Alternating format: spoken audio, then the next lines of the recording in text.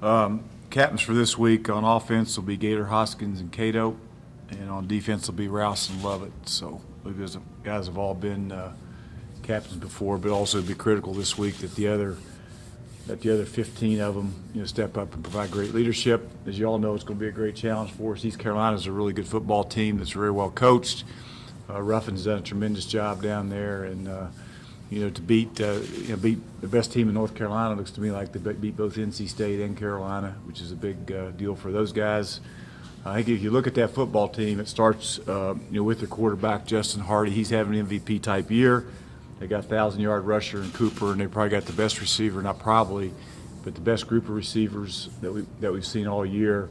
And of course, Justin Hardy may be one of the best receivers in America. So they're a very talented team that we got to make sure we do a great job preparing for. And if you look at their defense, they're very athletic, kind of similar to us a little bit if you look at them. I mean, they've made great improvements with their defense, and they're very athletic. At number 56, coming off the end, is Daryl Johnson's a tremendous player.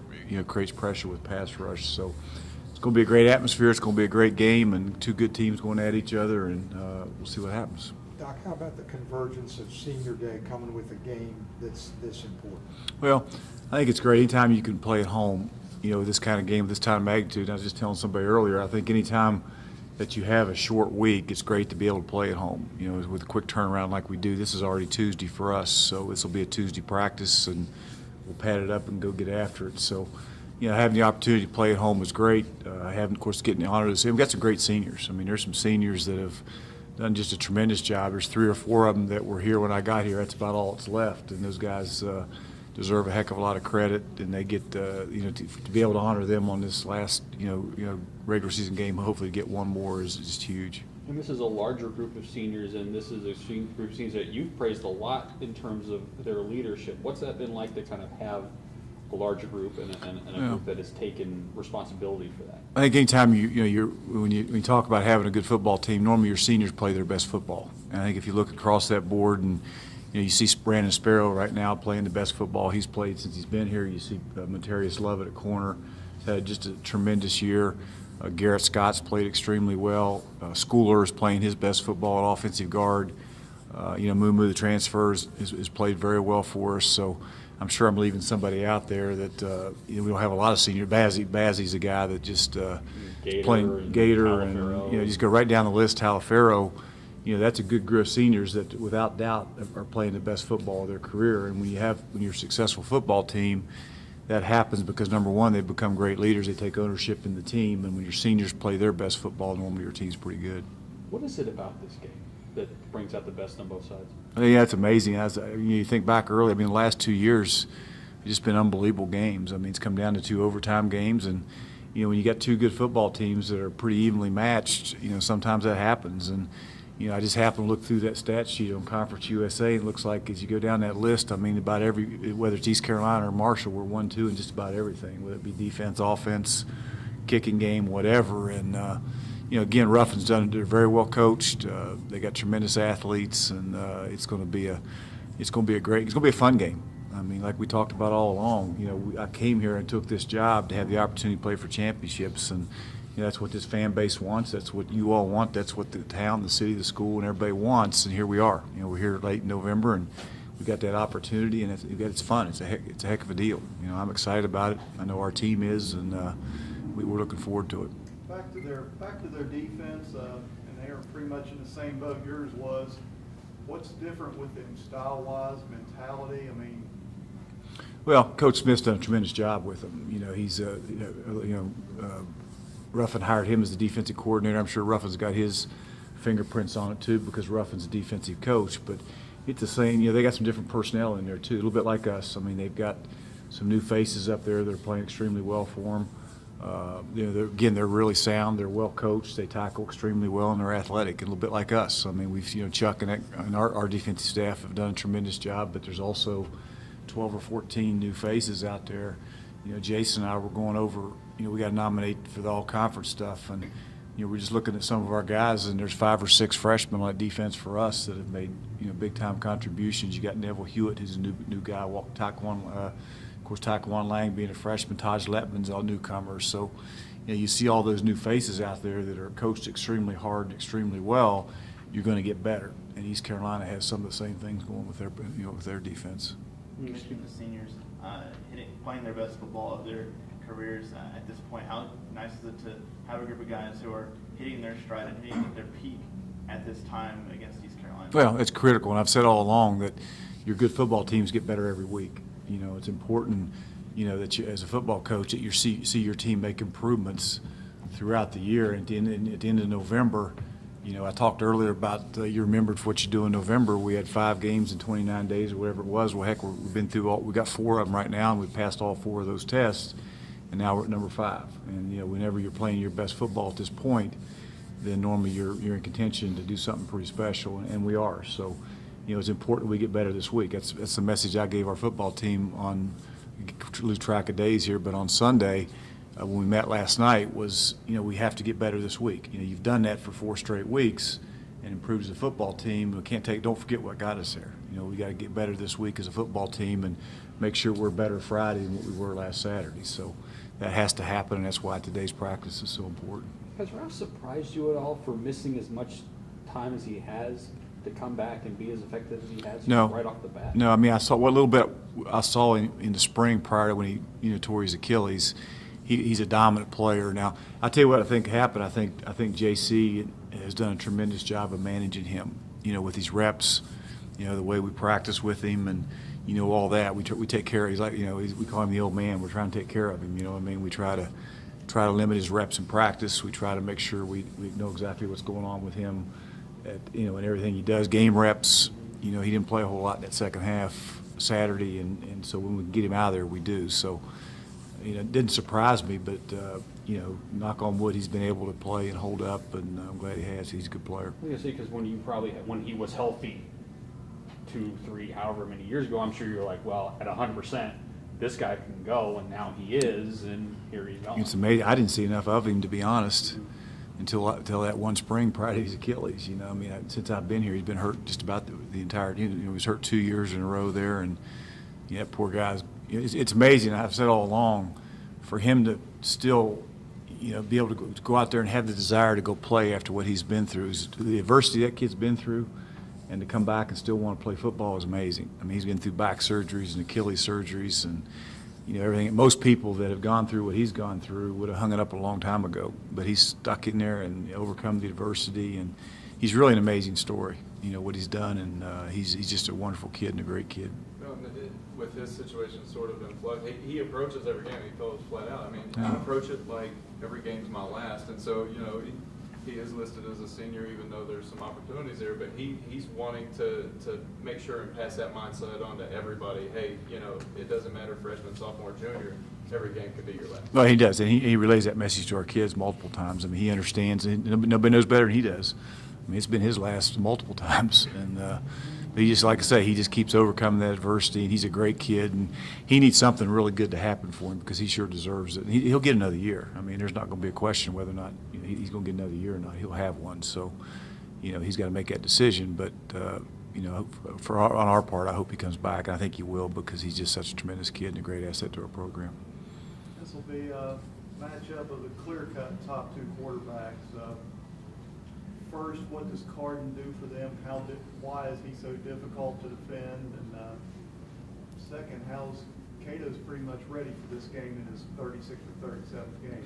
Yeah, I think both of them are just tremendous quarterbacks, and from the Carden standpoint, the thing he can do is, number one, he makes such he gets the ball out of his hand extremely quick. They do a great job with him, and then when they don't have easy access throws, and he doesn't get out of his hand right away, he's a good enough athlete that he can beat you with his feet. He can break contain, he can get out of the pocket, people are missing sacks on him, and he's a little bit like our guy. I mean, he gets out on the perimeter and things happen. His head doesn't go down, his eyes go up, but he can make he makes plays. When kids shouldn't make plays. When he gets out on the perimeter and things break down and it becomes a scramble situation, he's at his best. And both those quarterbacks. Are the heart and soul, ours being Cato and him are the heart and soul for that offense. And he's just, he's a tremendous player that makes plays for him. And, look at he's completing, 73% of his passes. And he's just a good player. I mean, he's well coached, and he does what they ask him to do. You look at Cato, that fuels him though, doesn't it? Having a quarterback on the other side, and you've seen in high school the Cato-Bridgewater matchups and some of those other matchups that have come along the way. He likes to get after those matchups in which he knows he's going up against another top-notch quarterback. Well, it didn't take a whole lot for Cato to get excited about competing. I mean, that's just him. I mean, he could be out there, whatever. He could be out there. He's going to be out there competing today as hard as he can compete because that's just the mindset he brings. But anytime that he can have a challenge, and I think Cato's he's a better quarterback this year than he was a year ago. You know, our offense is more productive right now than what it was a year ago with points per game and, you know, what output and that type of thing. So, you know, he's become a more complete quarterback than he was a year ago, and he's a better quarterback than what he years ago. And Billy Legg deserves so much credit for that. Billy's done a tremendous job with him on and off the field, and Cato, the intangibles that he's developed this year, and he's just a much better quarterback, but so is Carton. Unfortunately, so is the guy at East Carolina. He's a much better quarterback than he was a year ago. So I think it's going to be a fun day. It's going to be two great quarterbacks, you know, going at each other, and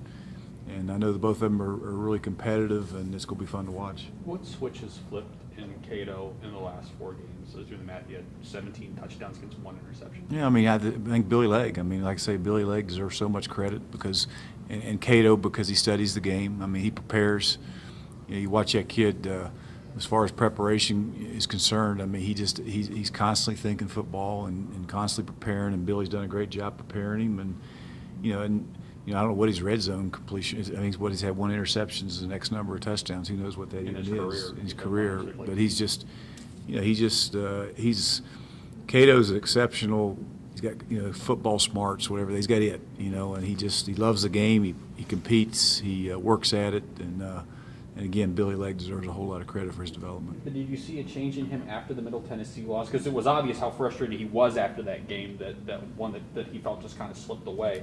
Did he buckle down even more, or it just seemed that from there on out the numbers have been staggering? Yeah, I mean, I think, you know, he just like I say, he's a competitive guy that hates that taste of losing. I mean, they don't want to go there, you know, and I think.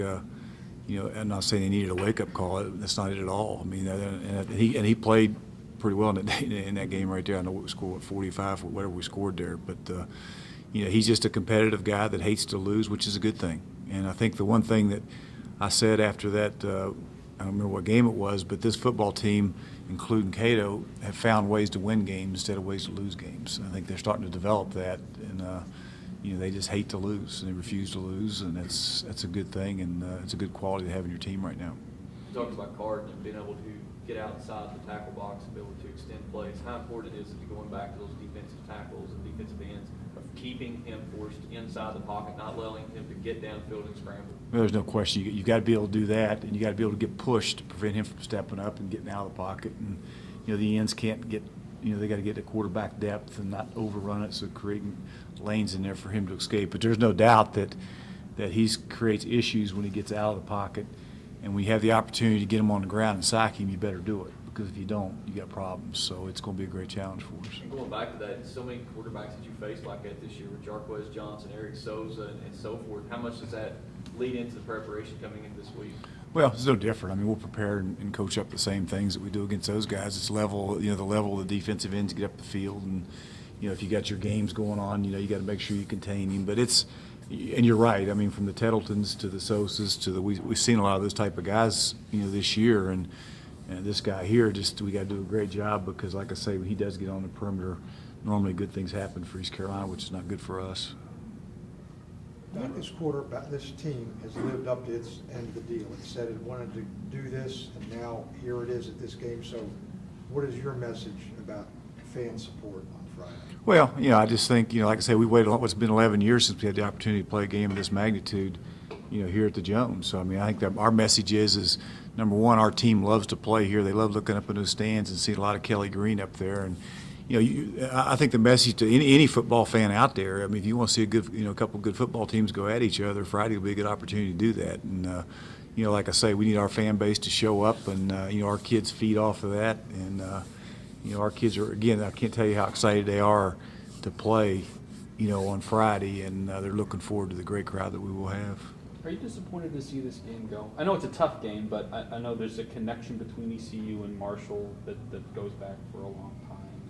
And like I said before, this game just seems to bring out the best in both teams. You know, when these guys go to the Americans, it's going to be kind of sad to not have that type of I guess a kind of friendly rivalry. Yeah, I mean, I think it's a great rivalry. I mean, I think it's a great game, and you know, who knows? Mike may be working on now to try to get that thing to continue, but that's you know, it's up to Mike and whatever they decide to do. But there's no doubt that. But I got a feeling there's some pretty good rivalries that are taking, you know, with Middle coming in and Western, and you know what the direction this league's going. That there'll be plenty of them out there. Is it kind of fitting that a game of this magnitude happens against East Carolina, given that one of the program's low points came against East Carolina with the plane crash? Now you can achieve a higher level and get to a higher point as far as a CUSA championship game, something that's that would be another level for this program. Well, I think that, you know, ultimately at the beginning of the year, this is where we wanted to be, you know, and you wanted to be, and probably had a pretty good idea that it was going to be against East Carolina. You know, at this point, and Ruffin, I'm sure will tell you the same thing, that at the beginning of the year, you know, at this game, you wanted to be in this position. So, you know, I think what our kids are concerned about right now is they know they got themselves in this position. Now we've got to prepare like crazy and go play our best football. You know, we just need to go out there and you know, as you mentioned, get better as a team every week, get better this week, and hopefully Friday play the best game to date, because it's going to take that to go beat this football team. You guys have already been through 2 short weeks already this season, playing on Thursdays. How much does that help getting ready for the Friday game? Well, I mean, we're not going to lose any preparation time. Normally Monday's a day off, you know, but they don't get that now because, of course, it's a day earlier. So, you know, we'll still have the same amount of preparation time. And, you know, the other good thing, too, is they're not in school this week. So, you know, we don't have an issue with classes and all that. So I told them they're like professional athletes this week. All they got to worry about now is ball and getting ready to go play. So, you know, it's important that they'll spend a lot of time on their own, you know, with tapes and film, that type of thing. And, you know, we'll have plenty of time to get them prepared. They're probably won the 6-day week with this one, aren't they? You know what? They're just. I know they're just anxious because they put them. You know, this is a big game because our players and East Carolina players made it a big game. I mean, our players made it a big game by putting themselves in this position and win the number of games they had to win at this point in the season to make it a big game, and so did Ruffin's guys. So, you know, you got 2 teams that put themselves in this position, and that's what it's all about. I mean, that's what college football is all about at this point, to put yourself in a position that it is a big game, and now that it's here, you know, don't have any regrets. I mean, go play, have fun, and prepare, and at that point, you know, just make sure you're the most prepared team at that point and go see what happens. How great is it to go into that last game knowing that you control your own destiny, something you set out to do at the beginning of the season? Well, it's great. I mean, that's what you want to do. It, you know, it's what you know, like I say, that's what you want to do the entire time, and we've done that. So, you know, now it's up to us to go prepare and go find a way to win. AJ Lake status? He should be fine. He had an ankle, you know, he's had that deal at high ankle, and he practiced last week, but he still wasn't 100%, so he should be good to go this week. How gratifying is it for you, Doc, to get to this point, which is why you wanted to be a head coach and why you said you came?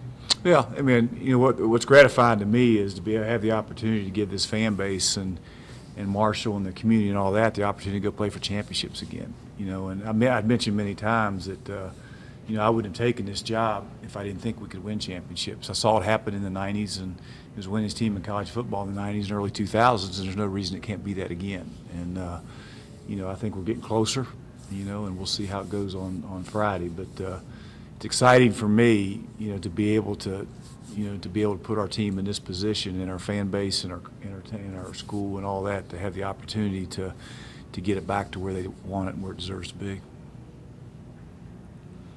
Okay, thanks.